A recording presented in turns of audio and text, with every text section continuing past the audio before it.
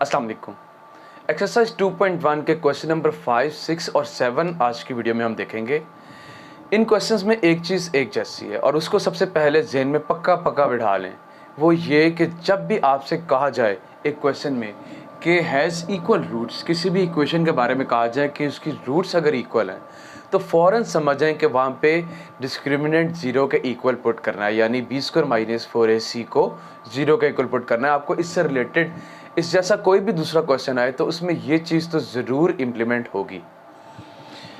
इस क्वेश्चन में हमें क्वेश्चन नंबर 5 में कहा गया है कि show that the equation this x square plus m x plus c whole square is equal to a square has equal roots if c square is equal to a square into 1 plus m square. ये हमारे पास ऊपर एक equation given है और हमें कहा गया है कि अगर ये कंडीशन सेटिस्फाई हो तो बताएं कि इसकी रूट्स इक्वल हैं। हम रिवर्स काम करते हैं। हम क्या करते हैं कि इस इक्वेशन से डिस्क्रिमिनेंट फाइंड करते हैं और वहाँ से ये वाली कंडीशन फाइंड करते हैं। अगर ये कंडीशन वहाँ से निकल आई तो प्रूव हो जाएगा। अब इसके लिए सबसे पहले तो ये जो ऊपर गिवन इक्वेशन है इसको लिखते हैं x square plus m x plus c का whole square is equal to a square. अब देखें ये इक्वेशन अपनी एक सही फॉर्म में मौजूद नहीं है क्योंकि यहाँ पे एक्स स्क्वायर एक्स वाली टर्म्स अलग-अलग क्लियर फॉर्म में नहीं है। यहाँ पे जो होल स्क्वायर है सबसे पहले इस टर्म को ओपन करते हैं। ये एक्स स्क्वायर अपनी जगह पे, यहाँ a plus b whole square बनेगा। a की जगह एम एक्स है और b की जगह c। एक तो बन जाएगा एम एक्स का square plus 2 into m x into c plus c का square is equal to a square आ गया। अब यहाँ पे बनता है x square plus m square x square plus 2cmx plus c square minus a square इधर आ जाएगा इज इक्वल टू 0। अब हमें एक्स स्क्वायर एक्स और कांस्टेंट इन तीनों किस्म के टर्म्स को अलग करना है। इन दोनों टर्म्स में आ रहा है एक्स स्क्वायर। अगर इनमें से एक्स स्क्वायर लिया जाए कॉमन तो हमारे पास बचता है 1 प्लस एम स्क्वायर। ये एक्स स्क्वायर के साथ मल्टीप्लाई हो रही है टर्म, ये एज एक्स स्क्वायर का कोफिशिएंट ए काम करेगी। एक्स वाली टर्म ए की है 2cmx और कांस्टेंट में हमारे पास सी स्क्वायर माइनस ए स्क्वायर मौजूद है। अब हम देखते हैं कि इस इक्वेशन में ए बी और सी क्या है, क्योंकि अभी हमने डिस्क्रिमिनेंट फाइंड करना और उसमें इन तीनों चीज़ों की ज़रूरत पड़ेगी। ए होता है एक्स का कोफिशिएंट, या दूसरे लफ्ज़ों में कह लें वो टर्म जो ए एक्स स्क्वायर से मल्टीप्लाई हो रही होती है, और वो यहाँ पे 1 प्लस एम स्क्वायर है, ये एज ए काम करेगा। बी की जगह पे क्या आएगा, एक्स के साथ होने वाली चीज़ें जो मल्टीप्लाई हो रही हैं 2cm, और सी जो थर्ड टर्म है वो बेसिकली यहाँ पे ये कंप्लीट कांस्टेंट जिसमें एक्स नहीं आ रहा, सी स्क्वायर माइनस ए स्क्वायर ये है। हमें पता है कि हमें कहा गया है कि रूट्स इक्वल हैं, तो हम कहते हैं कि for equal roots discriminant is equal to 0, यानी बी स्क्वायर माइनस 4ac किसका इक्वल है, 0 के इक्वल। अब यहाँ पे इस इक्वेशन में से यहाँ पे वैल्यूज़ लगाते हैं। बी स्क्वायर की जगह आ जाएगा इसका स्क्वायर 2cm का स्क्वायर माइनस 4 इंटू ए की वैल्यू है 1 प्लस एम स्क्वायर और c की वैल्यू है c square minus a square is equal to 0।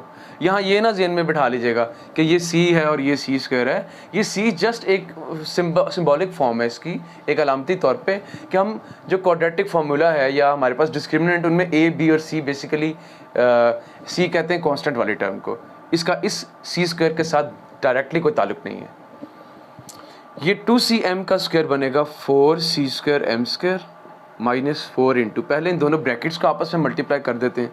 जब 1 इन दोनों से मल्टीप्लाई होगा तो सी square minus a square plus ये एम स्क्वायर इन दोनों से मल्टीप्लाई होगा तो एक दफ़ा सी स्क्वायर एम स्क्वायर आ जाएगा और माइनस के बाद एक दफ़ा ए स्क्वायर एम स्क्वायर आ गया इक्वल्स टू 0।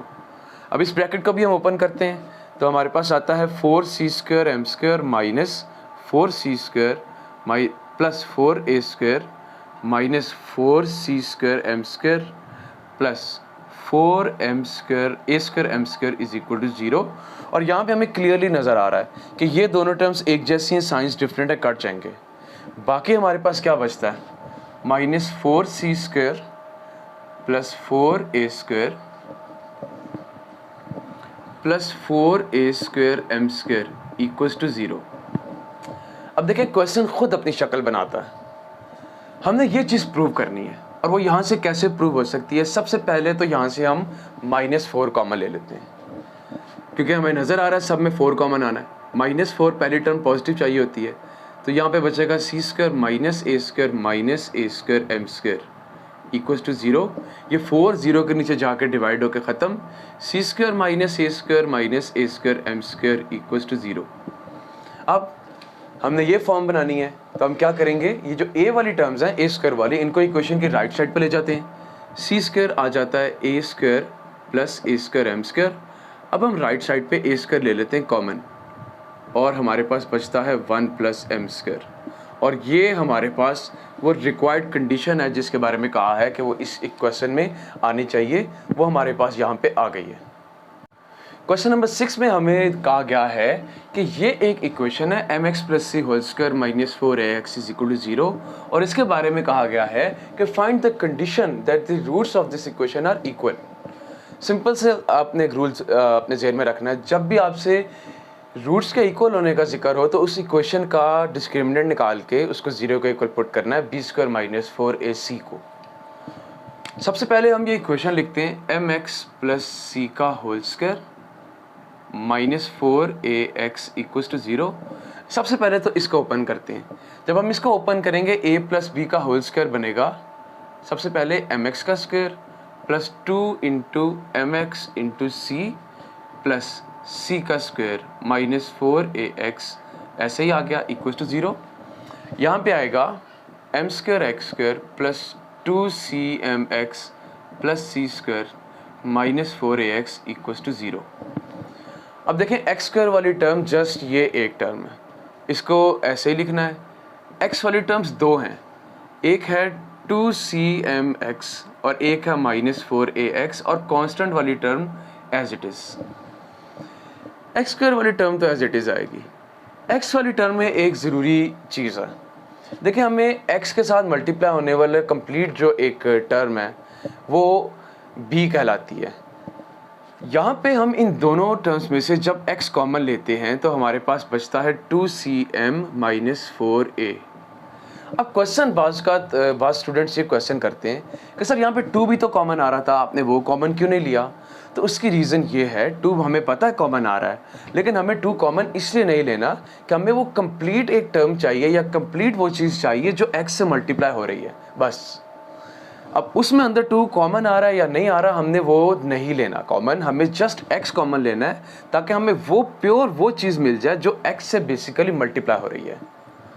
और इसके बाद ये +c² अपनी जगह पे एज इट इज़ आ गया, इक्वल्स टू 0। अब यहाँ पे अगर हम देखते हैं तो a की वैल्यू आती है x के साथ मल्टीप्लाई हो रहा है m², b आ रहा है x के साथ मल्टीप्लाई होने वाला 2cm - 4a, और c थर्ड टर्म कांस्टेंट क्या है, c²। हमें कहा हुआ है कि इक्वल रूट्स हैं, तो हम कहेंगे कि फॉर इक्वल रूट्स हमें पता है कि डिस्क्रिमिनेंट इक्वल होता है 0 के, यानी b² - 4ac इक्वल है 0 के। b की जगह ये पूरी की पूरी टर्म आएगी 2cm - 4a² - 4 × a की जगह m², और c की जगह c² इक्वल्स टू 0 आ गया। अब ये जो हमारे पास दो टर्म्स हैं, ये हमारे पास होल स्क्वायर आ रहा है, तो यहाँ a - b का होल स्क्वायर बनेगा। सबसे पहले a² की जगह 2cm² -2 × 2cm × 4a + 4a², और -4c² m² = 0 as it is आ गया। अब यहाँ पे एक और बारीक छोटी सी चीज़ है कि मैं इसको m² c² भी लिख सकता था, लेकिन c² m² क्यों लिखा? एक हैबिट बना लें कि जो आपके पास कभी एक से ज़्यादा अल्फ़ाबेट्स आ जाएं, वेरिएबल्स आ जाएं, तो याद रखें हमेशा उनको अल्फ़ाबेटिकल ऑर्डर में लिखने की आदत डाल लें। उससे ये होगा कि आपके पास बहुत सारी जगहों पे आप महसूस करेंगे इस आदत को डेवलप करने के बाद कि आपका गलती का चांस बहुत कम हो गया। 2cm का स्क्वायर बनेगा 4c² m² minus 2 2s are 4 4 4s are 16 acm plus 16a² - 4c² m² equals to 0। अब यहाँ पे हम नोट करें कि ये दोनों टर्म्स एक जैसी आपस में कट जाती हैं और सिर्फ ये दो टर्म्स बचती हैं, इनको हम वहाँ लिखते हैं। ये आता है -16 AC m प्लस 16 A² = 0। अब इन दोनों में हमें नज़र आ रहा है कि 16A कॉमन आता है। हम -16A बेशक कॉमन ले लें अगर पहली टर्म को पॉजिटिव करना है। -16A अगर कॉमन लेते हैं तो हमारे पास बचता है CM - A = 0। ये -16A 0 के नीचे जाके डिवाइड होगा और ख़त्म हो जाएगा।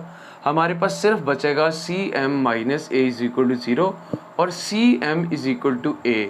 ये वो फाइनल कंडीशन है जो अगर हो तो इस इक्वेशन के रूट्स इक्वल आएंगे और यही हमारा फाइनल आंसर है इसके अंदर। क्वेश्चन नंबर 7 अब हम देख रहे हैं और इसमें कहा गया है कि if the roots of this equation, ये कंप्लीट इक्वेशन ऊपर लिखी हुई है, आर इक्वल, अगर इस इक्वेशन के रूट्स इक्वल हैं then A = 0 and A³ + B³ + C³ = 3ABC। अब अगर तो उनके रूट्स इक्वल हैं तो डिस्क्रिमिनेंट 0 के इक्वल आएगा और वहाँ से हमने इन दो चीज़ों को प्रूव करना है। सबसे पहले हम वो इक्वेशन लिखते हैं नीचे, C² - AB × X² -2 × A² - BC × X plus B² - AC = 0। ये हमारे पास आ गई इक्वेशन। इसमें x² के साथ जो टर्म मल्टीप्लाई हो रही है वो A है, C² - AB। B क्या है, -2 × A² - BC। ये जो x के साथ कंप्लीट टर्म मल्टीप्लाई हो रही है A² - BC और साथ में -2B, ये पूरा का पूरा B के अंदर आता है। और तीसरी चीज़ C क्या है, B² - AC। अब इसने कहा है कि रूट्स इक्वल हैं तो हम कहते हैं कि फॉर इक्वल रूट्स हमें पता है कि डिस्क्रिमिनेंट किसके इक्वल होता है, 0 के। तो B² - 4AC किसके इक्वल आएगा, 0 के। अब यहाँ पे वैल्यूज़ लगाएंगे, यहाँ से वैल्यूज़ बड़े ध्यान से लगानी है इसलिए कि A, B, C तीनों अपने अंदर दो दो टर्म्स रख रही हैं। B² की जगह इस पूरी टर्म का स्क्वायर आएगा, यानी -2 × A² - BC। अब बड़ी ब्रैकेट लगा के इसके ऊपर फुल होल स्क्वायर आ गया। -4 × A की जगह है C² - AB और C की जगह है B² - AC = 0। अब यहाँ पे जो स्क्वायर है ये खाली इसके ऊपर नहीं है, -2 के ऊपर भी है और -2 के ऊपर जो स्क्वायर है वो बनाएगा उसको 4 और साथ में आगे A² - BC का होल स्क्वायर आ गया। -4 × पहले इन दोनों ब्रैकेट्स को आपस में मल्टीप्लाई कर देते हैं और -4 बाद में अंदर मल्टीप्लाई हो जाएगा। C² × B² आएगा B² C², C² × -AC AC³ अब -AB × B² - AB³ और -AB × -AC plus A² BC = 0। यहाँ पे हमारे पास A - B होल स्क्वायर का फॉर्मूला बनेगा। 4 बाहर ही है फ़िलहाल, ये हमारे पास आता है A² का square -2 × A² × BC plus BC का होल स्क्वायर, बड़ी ब्रैकेट क्लोज, क्योंकि 4 ने अंदर मल्टीप्लाई होना है और यहाँ पे 4 अंदर सबसे मल्टीप्लाई होगा। -4 B² C² plus 4AC³ plus 4AB³ -4 A³ BC = 0। अब यहाँ पे इस ब्रैकेट के अंदर क्या आएगा, 4 × ये बनता है A² का square A4 - 2A² BC plus B² C² और माइनस के बाद ये वाली टर्म्स एज इट इज़ आ जाएंगी।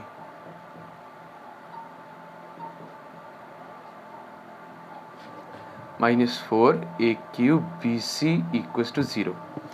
अब ये 4 अंदर बारी बारी तीनों से मल्टीप्लाई होगा, 4A4 -8 A² BC plus 4 B² C² -4 B² C² plus 4 AC³ plus 4 AB³ -4 A³ BC = 0। अब हम देखते हैं इस पूरी टर्म में कहीं कुछ टर्म्स ऐसी हैं इस पूरी इक्वेशन में जो आपस में एक दूसरे के साथ कट रही हों। देखें हमारे पास बारी बारी लिखते हैं। सबसे पहले तो ये 4a4 एज इट इज़ आ गया। अब हम देखते हैं कि a² bc वाली टर्म्स को मौजूद है, वो मौजूद है। पहले तो देखें ना, ये दोनों आपस में कटती हैं। a² bc वाली कोई भी टर्म आगे मौजूद नहीं है तो ये एज इट इज़ आ जाएगा -8a² bc, इसके बाद प्लस 4ac³ भी अकेली टर्म है, उसके बाद प्लस 4ab³ और -3। यहाँ पे एक मिस्टेक हुई है, यहाँ a² bc था, यहाँ बेसिकली एक क्यूब bc आ गया, यहाँ पे स्क्वायर आएगा। और अब ये टर्म और ये टर्म 8 वाली ये एक जैसी हैं, तो -8 और -4 ये बेसिकली यहाँ पे आता है -12। ये एक करेक्शन है, और बाकी टर्म्स ऐसे ही एज इट इज़, और यहाँ पे आ गया 0। अब हम देखते हैं कि इन चारों टर्म्स में से कुछ कॉमन आता है। 4 तो कॉमन आता है, साथ साथ a भी कॉमन आता है। तो जब हम यहाँ से लेते हैं 4a कॉमन, तो हमारे पास यहाँ बचता है a³ minus 3abc plus c³ plus b³ equals to 0। अब यहाँ से हमारे पास दो ऑप्शंस आ जाती हैं। एक तो ये कि 4a 0 के इक्वल है, यहाँ से a 0 के इक्वल आता है, और दूसरा ये वाली पूरी टर्म यानी a³ minus 3abc plus c³ plus b³ equal है 0 के। और चूंकि हमने ये फॉर्म बनानी है, ये तो हमारे पास ऑलरेडी ये आ चुका है, और ये बनाने के लिए 3abc को राइट साइड पर जगह लेके जाते हैं। a³ plus b³ plus c³ equals to 3abc। एक हमारे पास ये गिवन कंडीशन आ गई, और एक ये, इन दोनों को हम लोगों ने इस क्वेश्चन में फाइंड आउट करना था। Thank you.